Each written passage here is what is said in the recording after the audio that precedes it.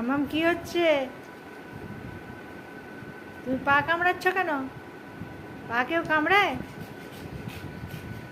হ্যাঁ, এত দুষ্টু তুমি? নিজের পা নিজে কামড়াচ্ছ? হ্যাঁ,